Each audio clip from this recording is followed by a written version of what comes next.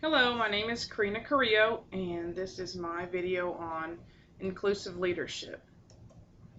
I decided to find a good definition for inclusive leadership, and you can find it at the website that I have posted. It says, as an inclusive leader, you must adapt and live a set of values which places human relationships center stage and which defines the purpose of your enterprise in other than purely financial or commercial terms. When I started my research on inclusive leadership, I decided to pick a video about a guy talking about Stephen Covey and his views or his 7 habits of highly effective people. And if you would like to, I embedded the video in here, but it takes 6 minutes, so I didn't want to run out of time on my own video. But you can go to this website right here, and you can watch the video and see what he has to say. The 7 habits of highly effective people are being proactive, which means you are ready before something happens. So you kind of have an idea of what's going to go on, and you can be ready as to how you're going to react to that. Begin with the end in mind. You need to, when you start something, you need to mentally picture how you think it's going to end up. And then you'll get the physical part of it later by finishing the product and seeing the final product. But first you need to mentally be able to figure out how the situation is going to go, or whatever your project is. But first things first, you need to focus on the highest priorities. So when you're beginning a project or something, you need to prioritize everything you do and then focus on the highest priorities. It's okay to say no if something else comes along and they want you to get involved in. If it's going to interfere with your priorities to get things done, then it's okay to say no.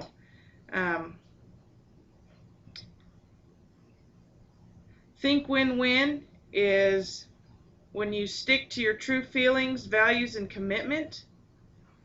It's expressing ideas and feelings with courage, in consideration to other people's feelings, in making sure that there is enough for everyone. Also, you are being nice and tough.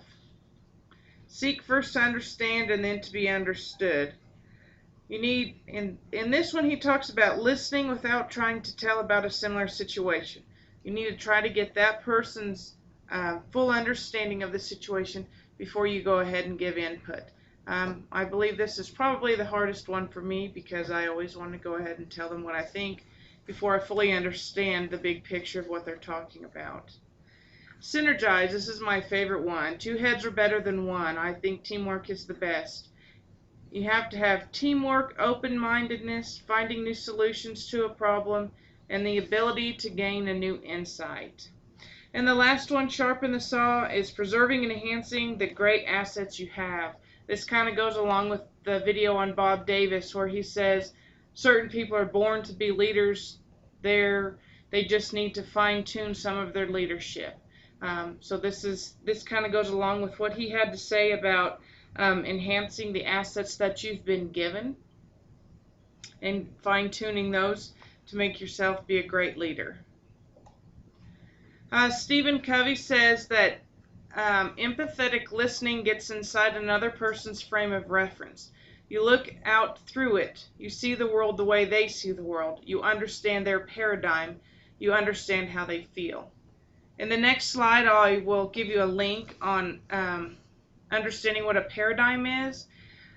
We did this book we talked about the 7 habits of highly effective teenagers with my students several years ago, and I remember watching this video on a paradigm shift where this guy gets a new pair of glasses. He's in a hurry, and he, at the beginning everybody's in his way, and once he puts on this new pair of glasses and he can see the issues that they're dealing with, he looks at life in a whole different way. He understands how they feel. And the second part on here says, for managers, listening with empathy requires giving up a self-centered view of work and of one's status in an organization. Giving up a self-centered orientation allows a manager to participate fully in the other person's experience. So as I was talking about a paradigm shift, here's the link to it. It's only about 4 minutes long. I would really encourage you to watch it.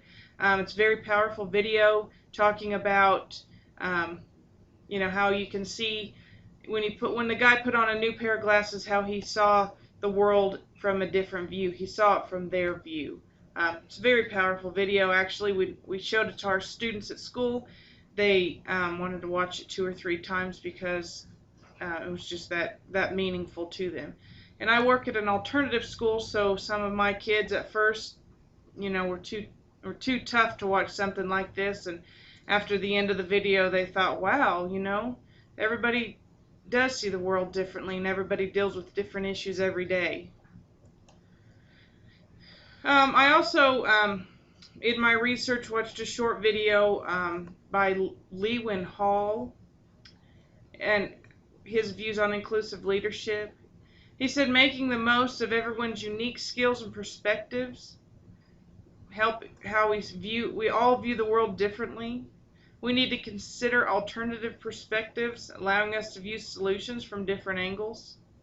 Things that appear obvious to some may lose meaning to others. Taking people's needs into consideration. That's a big one, I think. And then another video I watched was by Diversity Partners, and Dr. Katie Sparrett was talking on there. She does a class on inclusive leadership for the Diversity Partners. Inclusive leadership is about providing opportunities for everyone to contribute. So as an inclusive leader, you need to make sure that everybody on your team is able to contribute in some way or another. It says being an inclusive leader is also being aware of biases and being aware of race, gender, and age. Also being aware of how your behavior impacts others. Works hard with their team to apply policies openly and fairly, to demonstrate respect for the view of others, and to demonstrate respect to the organization. So as a leader, I think some of the most important things you can show your team is that you respect them and you also respect the organization that you're part of. You don't badmouth the company that you work for because something didn't go your way. If you'd like to watch the video, I posted a link there. It's about a minute and a half long, so it's not too bad. Part 2 of this is taking what I've learned in this class. My current degree that I'm seeking now is in ESOL. My long-term goal is to seek a master's in high school counseling. The reason I'm doing ESL is just because I'm close to getting an ESL. I already have my ESL endorsement, so it wasn't very many classes left to get my master's degree in that. And any of you that are aware of pay scales with a school, in order to jump over to the next one, you have to have a master's degree. So I decided this would be the easiest way to get my master's, and then I will seek my high school counseling master's degree.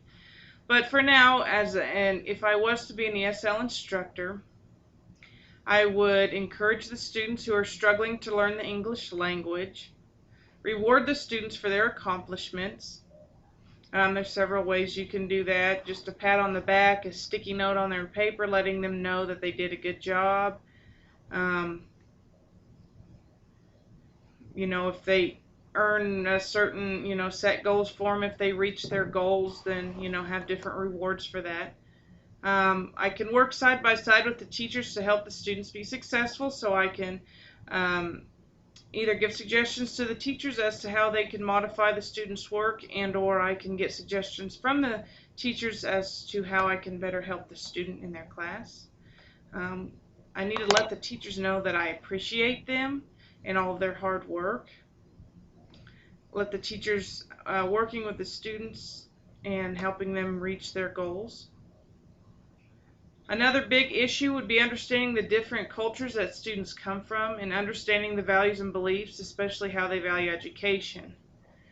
A lot of ESOL students don't value education very highly in their countries, and that's the way their parents were raised, and so part of my job would be to help educate the parents as to how important education is and that they need a good education. Part 3, some difficulties that I see as being an inclusive leader is being empathetic. Sometimes listening to others and trying to understand their point of view, I tend to shut off listening to them and half of what they're saying, and then I just go ahead and tell them a solution that I think would work. I don't fully understand what they're talking about, and that's just a personal a personal issue I need to deal with. I need to realize that there are different angles to approach there's different ways to approach, every project that comes, and I need to be more open-minded about that. Being biased, I think I do an okay job at this, but sometimes I just forget. And I think my way is the only way, instead of listening to others and seeing what they have to say. Another thing is the main things that I've gotten out of this book and out of this class, and as I look back on my past whenever I was a manager at a Pizza Hut, are making sure you show people that you care. That's one big thing anybody can do to build morale in their team. If they need to leave a little early to go to a kid's ball game, or they made a great step in the project they're working on, let them know. Make sure that they appreciate that. Make sure they know that you appreciate everything that they're doing. I saw somebody post on Facebook the other day a little note that their boss had given them for their 6-year anniversary, and letting them know how important they were in that company. And it's just little things like that that makes you really understand that, the place that you work at really does appreciate who you are and what you've done for that company, or what you're doing for students if you're a teacher. And that really makes you buy more into your job and want to be more successful and keep trying new things. I think that's it. Thank you for watching my video.